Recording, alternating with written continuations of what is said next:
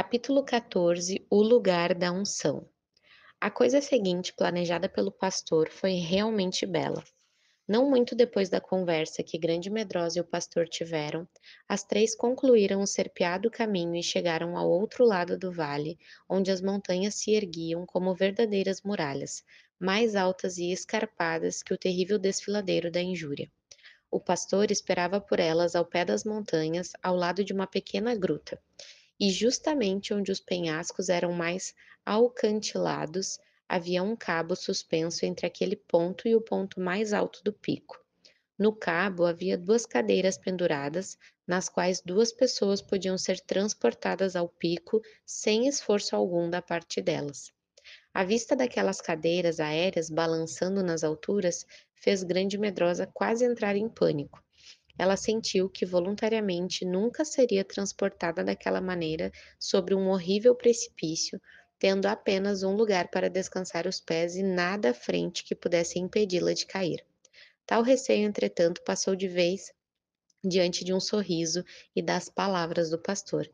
Venha, nós nos sentaremos na primeira cadeira e tristeza e sofrimento tomarão a segunda.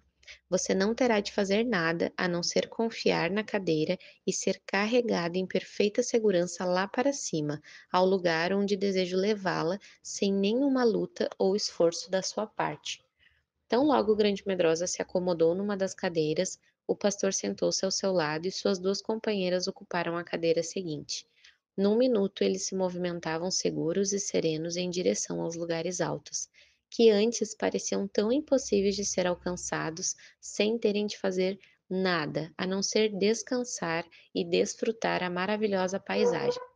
Apesar de as cadeiras balançarem um pouco, Grande Medrosa e suas companheiras não se atemorizaram nem se preocupavam, subiram até que o vale embaixo parecesse um tapete verde e o brilho dos picos nevados do Reino do Amor surgissem como tones ao redor deles e acima deles. Logo estavam longe, acima das montanhas opostas, onde elas já haviam estado antes, continuavam a mover-se para a frente. Quando finalmente deixaram as cadeiras aéreas, viram-se no lugar mais lindo de toda a jornada. Apesar de ainda não haverem alcançado os lugares altos do Reino do Amor, haviam atingido seus limites. Ao redor viam-se campos atapetados de flores. Pequenos riachos corriam e se espalhavam nas ribanceiras forradas de ranúnculos, enquanto botões de ouros, primaveras, violetas e rosadas prímulas acarpetavam o chão. Moitas de delicadas verbenas de um vermelho suave cresciam, e sobre todo o campo, como joias num manto real, cintilavam miossotes mais azuis que o céu do meio-dia. Acima, picos nevados, como tones, apontavam para um céu sem nuvens, como se fosse um teto de safira e turquesa. O sol brilhava radiante sobre o tapete verde, no qual as flores, num desabrochar encantador, pareciam abrir suas coroas em direção ao altar e receber a glória de seus raios. Os guizos das vacas e das cabras soavam em todas as direções, e uma multidão de pássaros enchia o ar com seus trinados. Acima, porém, de todos os ruídos, um som dominante ecoava na região toda.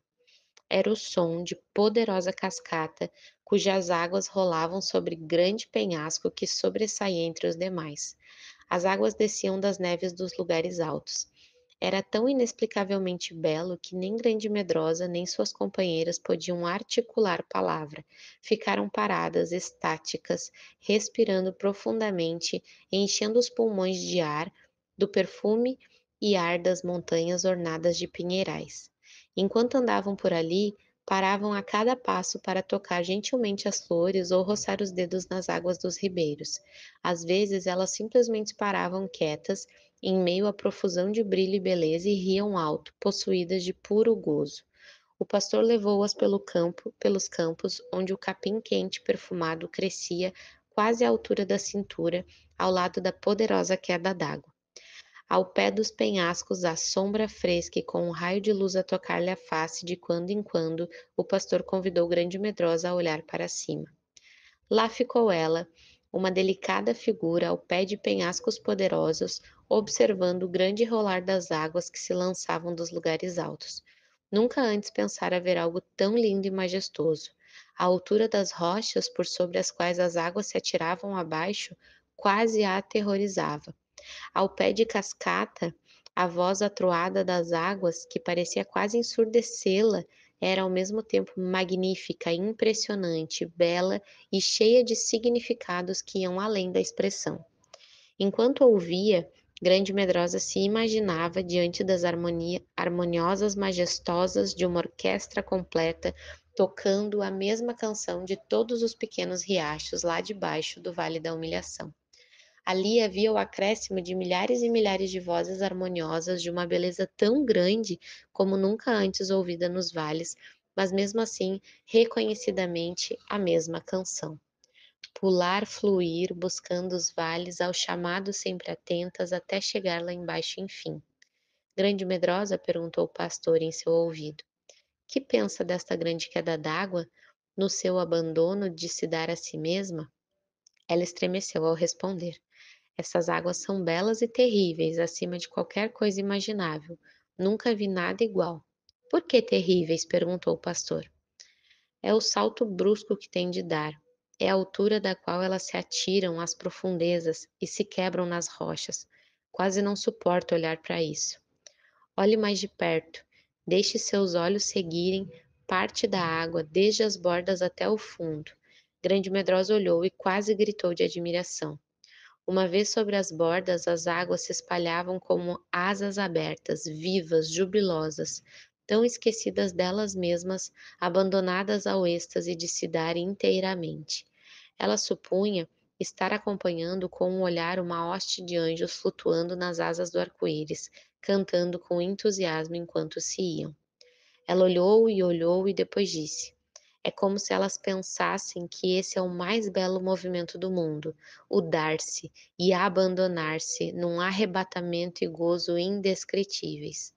Sim, estou feliz por notar isso, Grande Medrosa, disse o pastor numa voz vibrante de alegria e gratidão.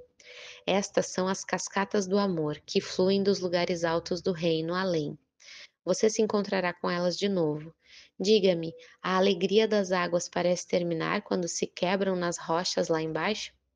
De novo, o grande medrosa olhou na direção indicada por ele e notou que quanto mais embaixo a água caía, mais brilhante se tornava, como se flutuasse sobre asas. Ao alcançarem as rochas, as águas se juntavam numa gloriosa multidão, formando exuberante e caudalosa torrente a correr em triunfo sobre as rochas e ao redor delas. Rindo e gritando acima de suas vozes, elas corriam apressadas ainda mais abaixo, e se espalhavam pelos campos até o próximo precipício, a próxima gloriosa crise de Darcy. Ali, elas se juntavam de novo e se atiravam aos vales distantes. Longe de sofrer as batidas nas rochas, seguiam como se todo o obstáculo no leito da torrente fosse bela oportunidade de encontrar um caminho sobre ele ou ao redor dele. Em todo lugar havia um som jubiloso das águas, rindo, exultando e aclamando. À primeira vista, talvez, o salto pareça terrível, explicou o pastor. Mas como pode notar, a água nada vê de terrível. Nenhum momento de hesitação ou tremor, só alegria intensa, cheia de glória, porque esse é o movimento natural. Dar de si é sua vida. Há um desejo somente, descer, descer e dar-se sem reserva e sem esperar qualquer compensação. Como vê, enquanto ela obedece a esse glorioso apelo, os obstáculos, a princípio tão terríveis, se tornam perfeitamente inofensivos e ainda acrescentam algo à alegria e glória do movimento. Ao dizer essas palavras, ele guiou Grande Medrosa e as companheiras aos campos ensolarados e gentilmente falou-lhes que deviam descansar ali em preparação para a última parte da jornada. Ao ouvir as palavras "a última parte da jornada", Grande Medrosa quase desfaleceu de felicidade. Além do mais, o pastor mesmo permaneceu lá com elas o tempo todo. Nem por uma só hora delas se afastou, mas com elas andou e falou. Ao ensinar-lhes muitas coisas acerca do reino, era como se graça fluísse de seus lábios e doces ungüentos e fragrâncias se difundissem por onde ele passava. Quão grata a grande medrosa ficaria se pudesse passar o resto de sua vida ali. Ela nem se preocuparia mais em alcançar os lugares altos, a não ser, é claro, por causa dos seus pés aleijados, da boca torta e do coração ainda medroso. Isso não quer dizer, entretanto, que o sol brilhava sempre ali, nos limites dos lugares altos. Havia dias de nevoeiro em que todos os picos permaneciam velados por uma cortina de nuvens tão densas que, nessa ocasião, um estranho ao lugar nunca imaginaria a existência ao seu redor de picos como altas tones avançando para o claro céu azul bem no alto acima das nuvens. De quando em quando, entretanto, abria-se uma fenda no denso nevoeiro, como moldura numa janela, através da qual se poderia ver um dos picos, como que dizendo: Coragem, nós estamos todos aqui, mesmo que você não nos possa ver. Outra vez o nevoeiro se fechava e a janela do céu desaparecia. Numa dessas ocasiões, o pastor preveniu Grande Medrosa. Ao continuar a jornada, você encontrará nevoeiro e muita nuvem. Talvez até lhe pareça sonho ou fruto da sua imaginação tudo o que viu e conheceu aqui a respeito dos lugares altos. Mas você viu a realidade. O nevoeiro que parece envolver tudo é a ilusão. Creia firmemente em tudo o que tem visto, mesmo que o caminho lhe pareça obscuro e seja levado a duvidar da veracidade dele. Lembre-se desta promessa: teus ouvidos ouvirão uma palavra dizendo: Este é o caminho, anda por ele quando virares para a direita e quando virares para a esquerda. Siga sempre em frente pelo caminho da obediência, sem dele se desviar, até que eu intervenha, mesmo que ele pareça levá-la onde ache que eu nunca a permitiria ir. E continuou. Lembre-se do que viu antes do nevoeiro se fechar. Nunca duvide de que os lugares altos estão lá, acima de você, com as torres erguidas para o céu. Esteja certa de que, aconteça o que acontecer, eu a levarei lá, tal como prometi. Após ele dizer essas palavras, outra janela apareceu na cortina do nevoeiro e um dos picos dos lugares altos surgiu, com o céu azul brilhando sobre ele. Antes que a cortina se fechasse, Grande Medrosa apanhou uma genciana que crescia ali aos seus pés e guardou-a como lembrança do que havia presenciado, pois disse para si mesma: Estas plantas, por certo, crescem nas encostas mais baixas dos lugares altos. Esta flor será a prova de que, apesar dos picos se tornarem invisíveis de novo, eles estão lá todo o tempo. No último dia delas ali, o pastor fez algo maravilhoso. Ele chamou Grande Medrosa à parte e a transportou a um dos picos dos lugares altos no próprio reino do amor. Levou-a a um lugar reluzente como um cume branco, erguido como grande trono, com um sem número de outros picos agrupados ao seu redor. No topo dessa montanha, o pastor transfigurou-se diante dela. Ela o reconheceu da maneira como o sentia sempre, todo o tempo, o próprio Rei do Amor, o Rei de todo o reino do amor. Sua roupa era branca, brilhante em toda a sua pureza. Sobre essa roupa ele trazia um manto de púrpura azul e escarlate, guarnecido com ouro e pedras preciosas. Na cabeça uma coroa real, enquanto reverente e grande medrosa se curvava e se ajoelhava para adorá-lo. O rosto dele era o próprio rosto do pastor a quem ela havia amado e seguido desde os vales mais profundos até as alturas. Seus olhos eram, ao mesmo tempo, cheios de ternura, de poder e de autoridade. Estendendo a mão, o pastor ergueu-a nos braços e a levou ao topo mais alto do pináculo, de onde podiam ver todo o reino do amor. Em pé ao lado dele, e quase inconsciente de tão feliz, Grande Medrosa olhou para todo o reino do amor. Longe, bem longe estavam os vales e as planícies, o grande mar e o deserto. Ela achou que podia reconhecer o próprio vale da humilhação, no qual havia vivido tanto tempo e aprendido a conhecer o pastor, mas isso lhe parecia agora tão distante como a lembrança de uma outra existência. Ao seu redor, em todas as direções, viam-se os picos nevados dos lugares altos. Ela podia ver os sopés de todas essas montanhas alcantiladas. Nas alturas, toda a região se revestia de florestas, com as encostas verdes e os cumes brancos de neve. Para onde quer que olhasse, flores alvas como a neve, cujas pétalas semi-transparentes brilhavam à luz do sol como um reflexo bronzeado, cobriam todas as encostas naquela estação do ano. No coração de cada flor havia uma coroa de puro ouro. Essas multidões vestidas de branco perfumavam as encostas dos lugares altos com uma doce fragrância que lhe era inteiramente nova. Todas as flores tinham as faces e coroas douradas viradas para baixo, como se olhassem na direção dos vales, multidões e multidões delas, as quais homem algum poderia contar, como uma grande nuvem de testemunhas, todas paradas como se estivessem observando o mundo lá embaixo. Por onde o rei e sua companheira passavam, as florzinhas brancas curvavam-se aos pés deles e erguiam-se novamente, flutuantes e imaculadas, exalando o perfume mais doce e precioso que antes. No ponto mais alto do pináculo para onde ele a guiou, havia um altar de ouro puro. Seu esplendor ao sol era tal que ela não conseguia fitá-lo. Ela percebeu fogo no altar e uma nuvem de incenso subindo e deixando no ar sua doce fragrância.